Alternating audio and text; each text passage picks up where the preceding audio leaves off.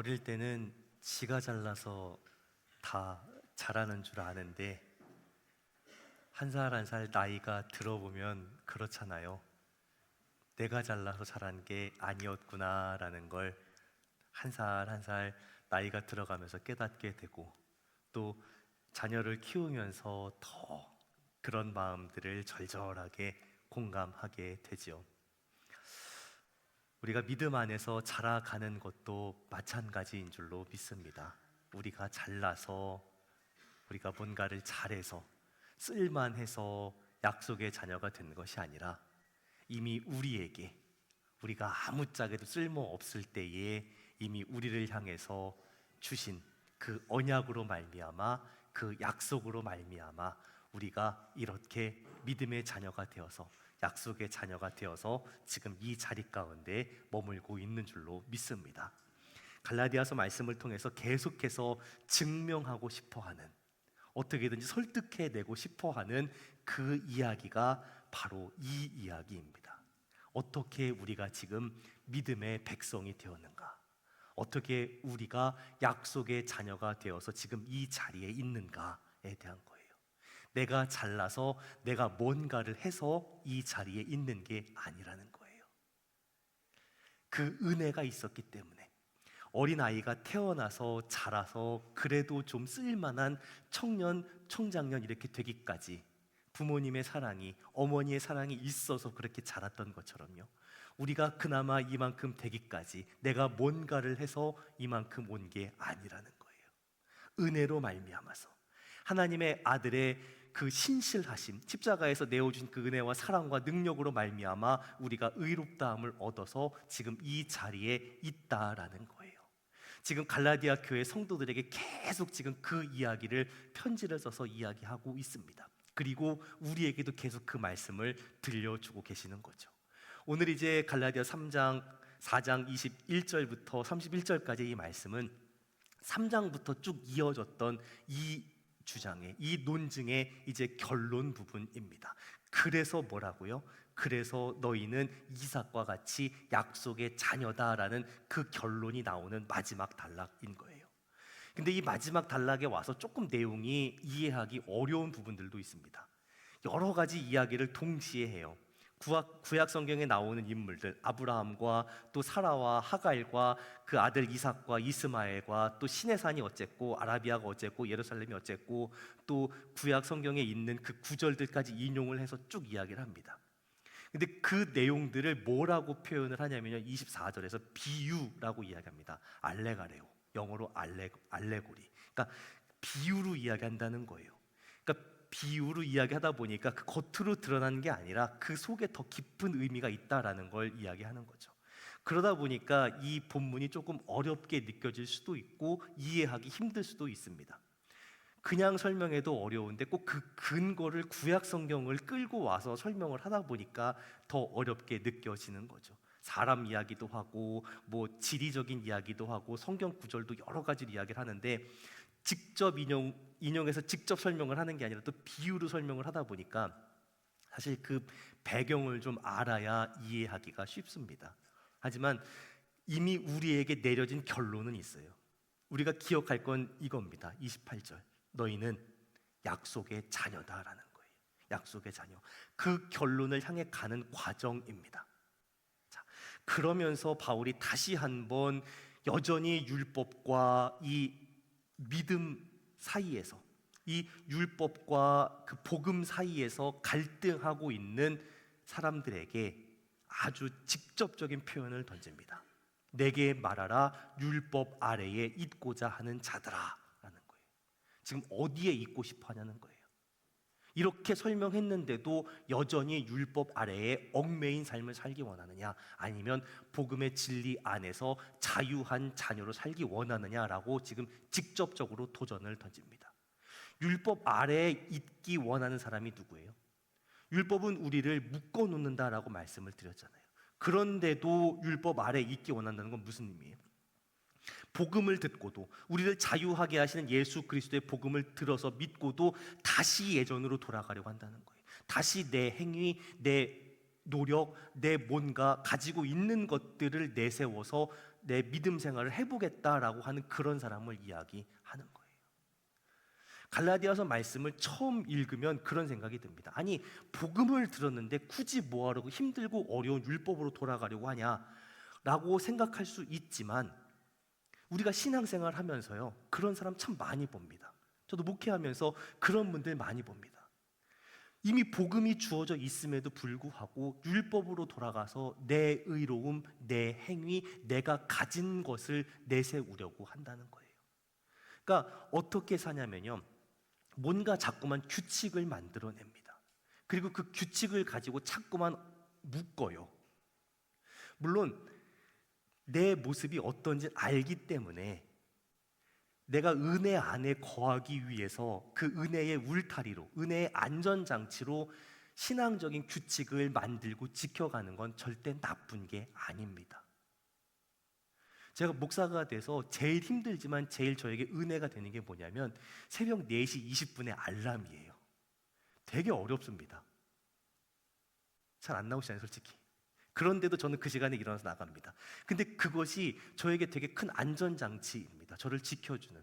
물론 거기에 얽매이면 되게 어려운 거죠. 우리는 감리교회에서 신앙생활을 하고 있습니다. 감리교를 영어로 메도디스트라고 합니다. 규칙쟁이라는 뜻이에요. 그 규칙 안에 거하는 사람들이라는 거죠. 문제는 이 규칙이 나쁜 게 아닙니다. 율법이 나쁜 게 아니에요. 그럼 처음부터 안 주셨으면 되잖아요. 근데 왜 율법을 주시고 이제 와서 좋으니 나쁘니 하는 거예요. 문제는 뭐냐면 그 규칙을 지킴으로 인해서, 율법을 가지고 있음으로 인해서 복음이 주시는 그 자유를 놓친다라는 거예요. 자꾸만 나를 올가맵니다. 자유한 복음을, 자유의 복음을 율법으로 바꿔요.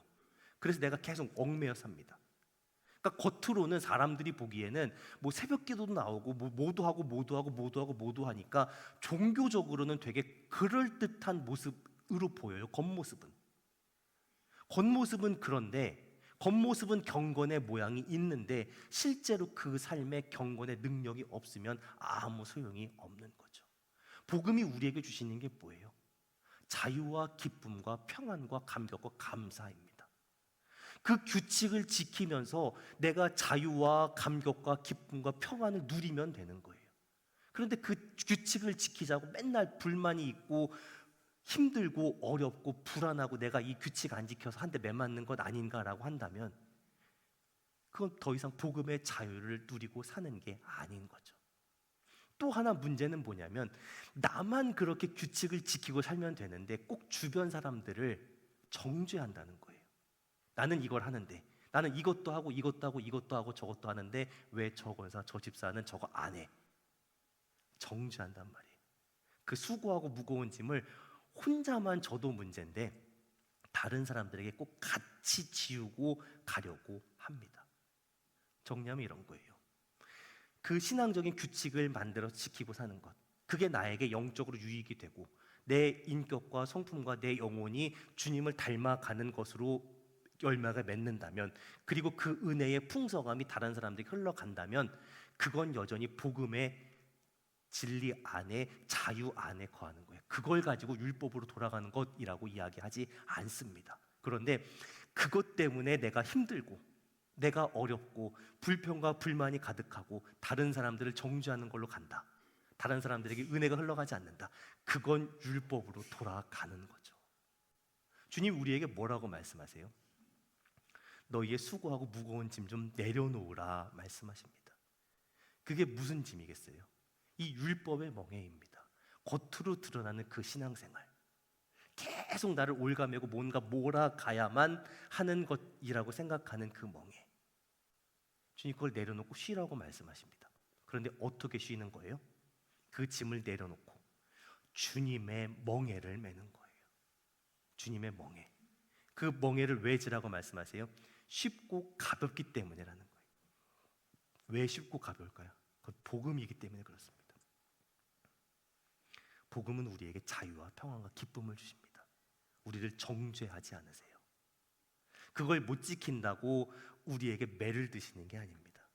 그걸 지키지 못하는 존재인 걸 알기 때문에 계속 우리의 손을 잡아서 일으켜 세워주시죠. 넉넉하게, 너그럽게, 받아들여 주십니다. 우리는 이미 그 은혜를 경험한 사람들입니다. 우리는 이미 그 은혜를 경험했기 때문에 지금 이 자리에 있는 거고요. 갈라디아 교회 성도들도 마찬가지입니다. 그 복음의 멍에, 주님의 멍에, 우리를 더 가볍게 하시는, 우리를 더 자유하게 하시는 그 멍에가 무엇인지 아는 사람들이라는 거예요. 그런데 예전의 모습으로 자꾸 돌아가겠다고 합니다. 내가 뭘 해서 뭘 내세우는 그 삶으로 돌아가겠다라고 하는 거예요. 얼마나 답답해요. 그러니까 그게 얼마나 어리석고 미련한 것인지 다시 한번 이야기합니다. 이 거짓 교사들이 구약 성경을 가지고 너희를 그렇게 속였냐? 그러면 구약 성경을 가지고 한번 살펴보자라는 거예요. 그러면서 이야기하죠. 율법을 듣지 못했냐? 율법을 제대로 들었다면 그 율법 아래에서 여전히 얽매인 삶을 살고 싶지 않을 거다라고 이야기를 하는 거죠. 그러면서 아브라함의 두 아들 이야기, 창세기에 나오는 그 이야기를 합니다. 왜 아브라함의 두 아들 이삭과 이스마엘의 이야기를 했을까? 아마도 그래서 얘기를 했을 거예요. 창세기 17장에 나오는 그 할례의 이야기를 가지고 이야기를 하려고 했기 때문에 그랬을 거예요. 아브라함이 언약을 받고 나서 할례를 행했죠. 그래서 그 할례가 언약의 상징이 되었잖아요. 그랬기 때문에 할례를 받아야 된다라고 이야기했을 거예요. 약속을 통해서 아브라함에게서 태어난 그 이삭이 할례 받았던 것처럼 아브라함의 합법적인 자손이 되려면 할례 받아야 된다라고 거짓 교사들이 그렇게 설명을 했을 거라는 거예요. 그 이야기를 꺼내는 거예요. 그걸 가지고 거짓 교사들의 주장이 틀렸다, 진리는 정반대다라고 이야기하는 거죠. 아브라함에게 두 아들이 있습니다. 먼저 태어난 건 누구예요? 이스마엘. 그리고 나중에 이삭이 태어났죠. 본문에서는 이스마엘 이름은 나오지 않습니다. 굳이 이스마엘을 언급을 안 해요. 약속에 따라 태어난 자녀가 아니기 때문에 그런 거죠. 강조하려는 건 약속의 자녀를 강조하기 때문에 그런 거예요. 이스마엘은 어떻게 태어났대요? 육체를 따라 태어났답니다. 이삭은 약속을 따라 태어났다고 이야기합니다. 육체를 따라 태어났다는 건 무슨 의미예요? 하나님이 원하시는 방법이 아니라는 거예요. 자기 생각, 자기 계산, 인간적인 방법을 통해서 태어났다는 거죠. 하지만 이삭은 뭐예요? 사람의 방법이 아니라 하나님의 약속에 따라 태어났다는 거예요. 이제 그 사실을 가지고 비유로 설명하겠다라고 그렇게 이야기합니다. 아들이 있으면 당연히 누구도 있어요? 그 아들을 낳은 엄마도 있어야죠. 그래서 이삭의 어머니인 사라, 이스마엘의 어머니인 하갈, 이 두 엄마를 비유로 이야기합니다. 그러면서 뭐라고 얘기해요? 두 여인이 언약이라는 거예요. 언약. 하갈은 뭐예요? 옛 언약. 시내산에서 받은 옛 언약인 율법, 그리고 땅에 있는 예루살렘. 하갈의 신분이 원래 뭐였어요? 종이기 때문에 그 자녀도 종이 될 수밖에 없다라고 설명합니다. 다른 언약, 사라는요 새 언약, 복음입니다. 이 땅에 있는 것이 아니라 하늘의 예루살렘을 가리키는 거예요. 이걸 설명하면서 우리 성경에는 그냥 쭉 설명을 해버리죠. 24절, 25절에서 이 하갈은 아라비아인 신에서 지금 있는 예루살렘 같은 곳이니 그 자녀들과 더불어 종로를 타고 오직 위에 있는 예루살렘은 자유자니 우리 어머니라라고 그렇게 쭉 이야기하는데, 원문에 보면 이 구절을 설명하면서 딱 한 번 쓴, 신약 성경에 딱 한 번 쓴 히스토이케오라는 단어를 써요. 이게 무슨 단어냐면요, 표를 이렇게 만들고 이쪽을 이렇게 구별하는 그런 거 한번 보신 적 있죠? 뭐 뉴스 같은 데서 이 사람이 주장하는 건 뭐고 이 사람이 주장하는 건 뭐다라는 이 표 만들어서 딱 보여줄 때 있잖아요. 그럴 때 쓰는 단어인 거예요. 그러니까 표로 띄워놨으면 더 좋았을 텐데, 사라 하면서 이렇게 사라와 이삭 쭉 설명 이렇게 해놓고 하갈, 이스마엘 이렇게 설명 이렇게 쫙 해놓은 그 표를 보여줄 때 쓰는 동사를 써요. 딱 비교하는 거예요. 이쪽은 옛 언약, 우리를 종으로 만드는 율법, 이쪽은 새 언약, 우리를 자유의 자녀로 만드는 복음, 딱 이렇게 딱 비교해서 설명을 합니다. 그 비교를 왜 시키겠어요? 어느 쪽을 선택해야 될지를 보여주는 거잖아요. 정말 너희가 율법으로 살기 원하냐? 그럼 율법이 뭘 이야기하는지 좀 보라는 거예요. 뭘 이야기하고 있는지 보라는 거예요. 우리는 어떤 사람들이 예수님을 통해서 옛 언약에서 새 언약으로 옮겨진 사람이잖아요. 그러니까 다시 옛날 언약으로 돌아갈 이유가 없다는 거예요. 약속의 자녀로 그냥 살면 된다는 거예요. 그 이야기를 하는 거예요.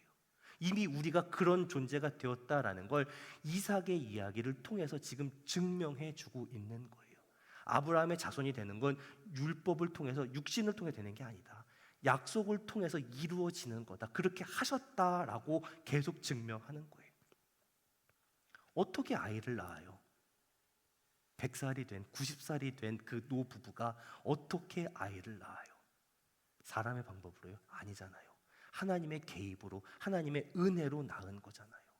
우리가 어떻게 하나님 자녀가 되었어요? 인간적인 방법으로 되었어요? 아니잖아요. 우리는 하나님의 은혜로 말미암아 약속의 자녀가 된 사람들이잖아요. 그런데 다시 돌아간다고요? 하나님께서 그렇게 지금 이루어 놓으셨는데 다시 인간적인 방법으로 돌아간다고요? 아니라는 거예요. 그렇게 할 수가 없다는 거예요. 그래서 결론이 나왔잖아요. 설교 서두에 말씀드린 것처럼 28절에 결론이 나왔어요. 형제들아, 너희는 이삭과 같이 하나님의 방법으로 태어난 약속의 자녀다라는 거예요. 우리는 더 이상 인간적인 방법으로 뭘 시도하고 얻어내고 이루려고 하는 사람들이 더 이상 아니라는 거예요. 우린 누구라고요? 하나님의 말씀에 의지해서, 그 약속에 의지해서 자녀가 되었고 그 약속의 말씀 위에서 살아가는 사람들이라는 거예요. 이미 결론이 나왔어요. 우리가 아까 찬송가 두 곡 찬양한 거 기억하세요? 내가 예수 믿고서 죄 사함 받았어요. 나의 모든 것 다 변했어요. 이미 변해졌어요. 그리고 어떻게 사는 거예요? 주님 약속하신 말씀 위에서 살아가는 거예요. 우린 이미 그런 사람들이라고요. 그런데 여기서 한 가지 고민이 되는 포인트가 있죠. 근데 왜 힘들어요? 왜 어려워요? 약속의 자녀인데 왜 고난을 당해요? 창세기 때도 그랬어요. 이삭과 이스마엘 이 둘이 태어나서도 그랬어요. 이스마엘이 먼저 태어났으니까 좀 머리가 컸고, 이삭은 나중에 태어나서 어린이가 어떻게 해요? 큰 녀석이 작은 녀석을 괴롭혔잖아요. 그렇죠? 그러다가 어떻게 됐어요? 그 이삭을 괴롭히던 이스마엘이 쫓겨나잖아요. 당연한 거예요. 육신의 자녀가 약속의 자녀를 괴롭히는 게 당연한 거예요. 율법을 따라가는 사람들이 복음을 따라가는 사람들 괴롭히는 거 당연한 거예요. 창세기 때도 그랬어요. 이상할 게 없다는 거예요. 그러나 성경이 뭘 말한대요? 30절에서 여종과 그 아들 내쫓으라 그랬잖아요. 육신을 따라가면 내쫓긴다는 거예요. 약속의 유업을 받지 못한다라는 거예요. 그러니까 어떻게 살아야 돼요? 육신을 통해서 뭔가 이루려고 하는 그 생각 버리라는 거예요. 하나님 약속에 의지해서 살아가라는 거예요. 내가 약속 그 말씀으로 말미암아, 그 은혜로 말미암아, 그래서 신실함으로 말미암아 약속의 자녀가 되었으니 약속에 의지해서 살라는 거래요. 살라는 거예요. 그래야 우리가 약속하신 그 유업을 받아 누리는 사람이 된다는 거죠. 우리는 더 이상 그 율법에, 인간적인 것에, 육체적인 것에 얽매여 살아가는 사람들이 아니라는 거예요. 우린 누구예요? 자유 있는 여자의 자녀다라는 거예요. 자유를 가진 약속의 자녀들이라는 거예요. 그게 어떻게 이루어졌다고요? 5장 1절에서 이어서 연이어 설명을 하죠. 그리스도께서 우리를 자유롭게 하려고 자유를 주셨다라는 거예요. 이미 주셨다고요. 그런데 그 자유가 누구에게 이루어져요? 그 말씀을 듣고 믿음으로 그 말씀을 받는 사람에게, 그 말씀을 믿음으로 받아서 반응하는 사람에게, 순종하는 사람에게 이루어지는 거죠. 말씀이 그 안에 거해야 자유함을 얻는 거예요. 진리를 알아야, 그 진리 안에 거해야, 그 말씀이 우리 안에 거해야 우리가 자유하게 되는 거죠. 그런다고 우리가 마음대로 멋대로 사는 게 자유가 아닙니다. 그렇잖아요. 우리가 이미 다 중학교, 고등학교 다니면서 배웠습니다. 자유는 내 마음대로 마구잡이로 사는 게 자유가 아닙니다. 책임이 뒤따르는 거예요. 복음이 주는 자유도 마찬가지입니다. 율법의 멍에를 벗고 주님의 멍에, 복음의 멍에를 매는 거예요. 종살이 하지 않는 겁니다. 죄의 종살이로 하지 않는 거예요. 또 세상에 매여 있는 사람이 되지 않는 거예요. 조금 더 요즘을 사는, 현대를 사는 우리에게 적용하면 이런 겁니다. 세상이 알아주는 그 지위, 명예, 부귀영화, 거기에 얽매여서 나를 끌고 가는 것이 아니라, 그걸 기준으로 나를 보는 것이 아니라 하나님께서 나를 어떻게 보시는가, 그렇게 사는 거예요. 하나님께서 나를 늘 어떻게 보세요? 자녀로 보시기 때문에 내가 뭔가를 억지로 만들어내면서 거기에 평가를 받으려고 하지 않는 거예요.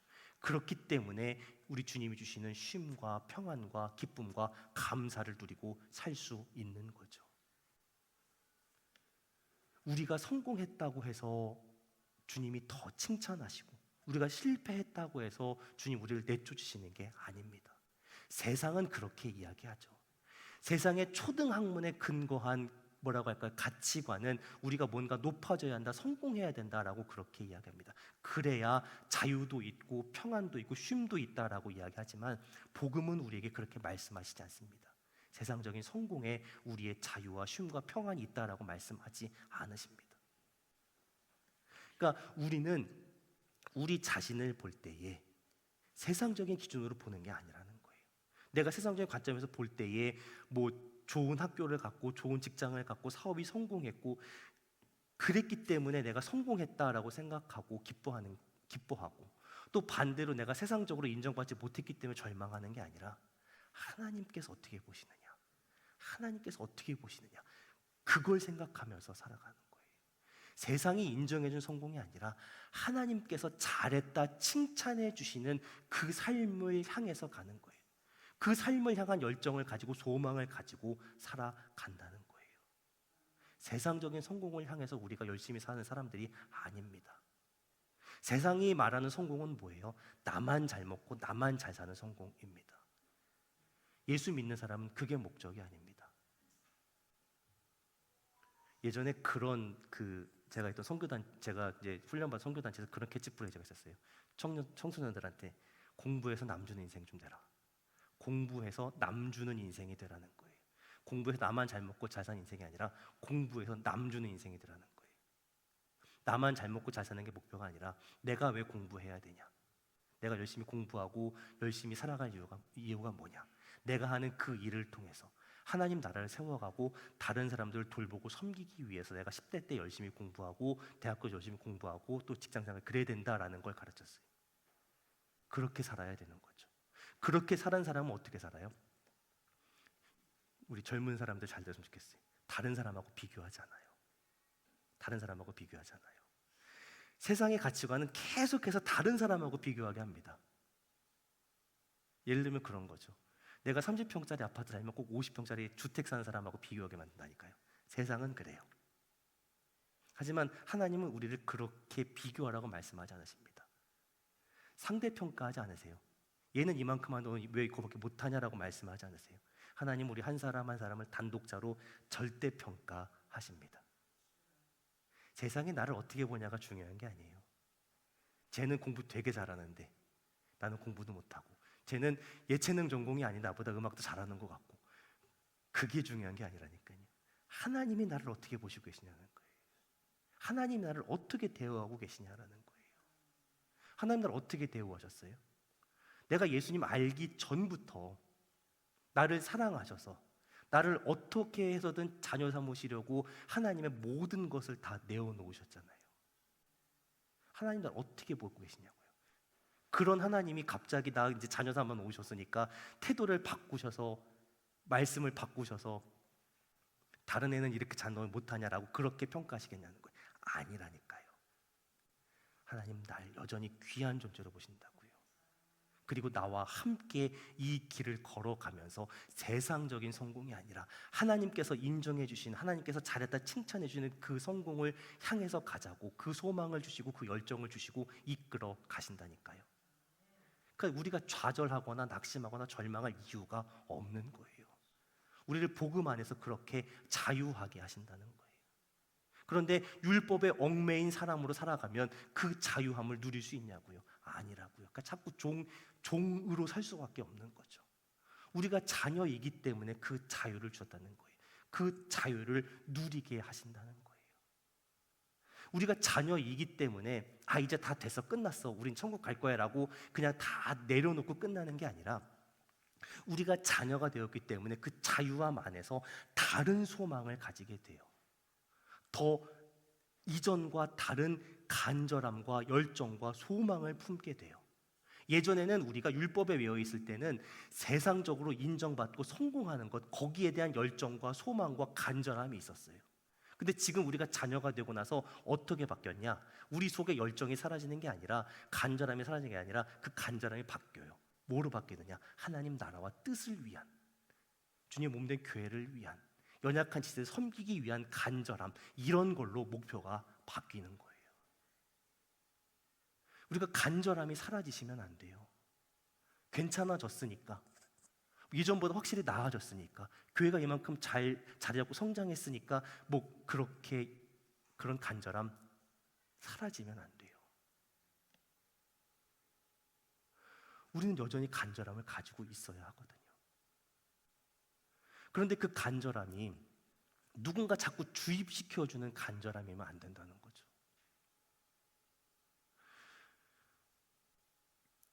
교회를 성장시키고 부흥시키려고 하면 그런 간절함들을 자꾸 집어넣어야 된다라고 그렇게 이야기합니다. 맞는 말이기도 하죠. 그러니까 뭔가 간절함을 계속 이제 부어줘야 한다고 얘기하는데, 그래서 뭐라고 할까요? 이제 큰 교회들, 유명한 교회들 이제 있잖아요. 40일 새벽 총진군 가능하시겠어요?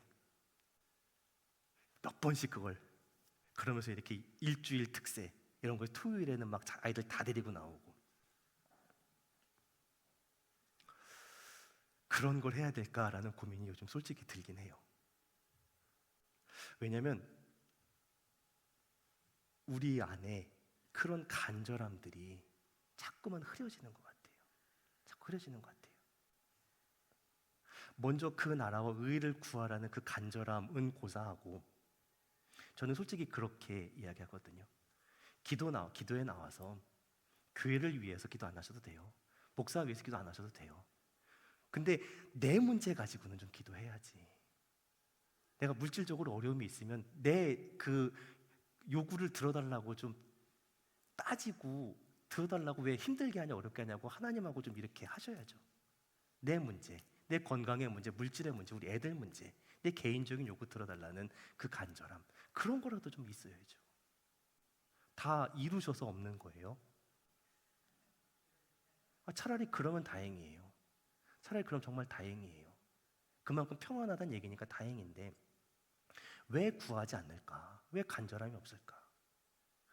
하나님 믿지 않아서 기도할 생각조차 없는 거라면 저는 머리가 쭈뼛쭈뼛 서요. 솔직히.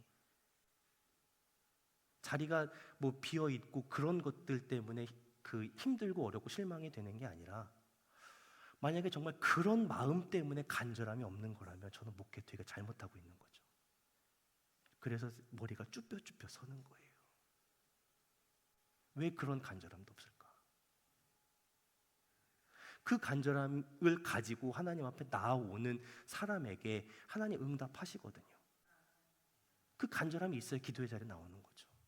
거기서 내 문제에 응답하시는 하나님이 경험이 되어야 하나님 나라와 뜻을 위한, 주의 교회를 위한 기도로 쭉 이어져 가는 거지. 처음부터 거창한 기도로 시작해서 그렇게 기도하는 분들 누가 있냐는 거예요. 간절함이 있냐는 거예요. 나에게 간절함이 있냐는 거예요. 내가 말씀을 듣고 계속해서 우리에게 주시는 그 말씀의 진리, 말씀의 결론이 있잖아요. 우린 누구라고요? 약속의 자녀라고요. 이미 하나님의 자녀, 믿음의 자녀, 약속의 자녀가 되었다고요. 그럼 어떻게 살아야 된다고요? 더 이상 세상적인 방법, 내가 내 힘으로 이루는 그 방법, 세상의 인정과 성공 바라는 그 방법, 그 삶, 그 가치관, 그걸 버리고 말씀대로 살아야 되잖아요. 근데 그 말씀대로 살기 원하는 그 간절함이 나에게 있냐는 거예요. 예수님 따르는, 예수님 닮아가는 그 삶을 살기 원하는 그 간절함이 나에게 있냐는 거예요. 내 속에 그 간절함이 없는데 내가 살고 있는 이 동네에서, 이 지역에서 예수님의 복음이 전파되기를 바란다는 간절함이 생기겠냐는 거예요. 하나님 나라를 삶에서 경험하기 원하는 그 간절함이 있어야 되는 거죠. 저의 기도 제목이기도 합니다. 우리 홍동의 성도들 한 사람 한 사람이 정말 이런 간절함을 가지고 살게 되기를 기도합니다. 저만의 간절함이 아니길 소원합니다. 그래서 저는 하고 싶고 할 수 있지만 그런 뭔가 특자가 붙는 그런 것들을 조금 안 하려고 애를 썼어요. 자꾸 그러시면 할지도 몰라요. 그런 행사들이 없더라도 간절한 마음을 품게 되시기를 축원합니다. 내 삶에서 하나님을 향한 간절함, 내 삶에서 세상적인 방법을 버리고 말씀대로 살기 원하는 그 간절함, 나의 삶에서 하나님 나라를 경험하게 되기 원하는 그 간절함, 그 간절함으로 한 걸음 한 걸음 나아가는 우리 홍동의 성도들 다 되시기를 예수님의 이름으로 축원합니다. 말씀을 정리합니다. 우린 누구라고요? 다른 거 다 기억 안 하셔도 됩니다. 28절 이 말씀 기억하세요. 약속의 자녀라. 약속의 자녀. 왜 우리를 약속의 자녀 만드셨냐고요? 왜 복음을 주셨냐고요? 왜 복음의 자유를, 진리를 주셨냐고요? 왜 우리에게 그렇게 은혜를 주셔서 약속의 자녀 삼으셨냐는 거예요. 나만 두리라고요? 나만 잘 먹고 잘 살라고요? 그것이 복음의 특징이 아닙니다. 나를 통해서 그 은혜와 진리가 흘러가야 되는 거예요. 주변 사람들 한번 생각해 보세요. 이 복음의 은혜를, 복음의 진리를, 복음의 자유를 누리고 살아야 될 사람들 되게 많습니다. 내 주변에. 그럼 그 은혜를, 그 자유를, 그 능력을 누리는 사람이 되라고 우리를 불러주셨다라는 거죠. 그것이 약속의 자녀라는 것을 기억하고 약속의 자녀답게 살아가는 모습입니다. 그렇게 약속의 자녀답게 살아갈 수 있는 우리 사랑홍동의 성도들이 다 되시기를 예수님의 이름으로 축원합니다. 기도하겠습니다. 하나님, 우리를 약속의 자녀 삼아 주시니 감사를 드립니다. 이 진리에서 우리가 흔들리지 않게 하여 주시옵소서.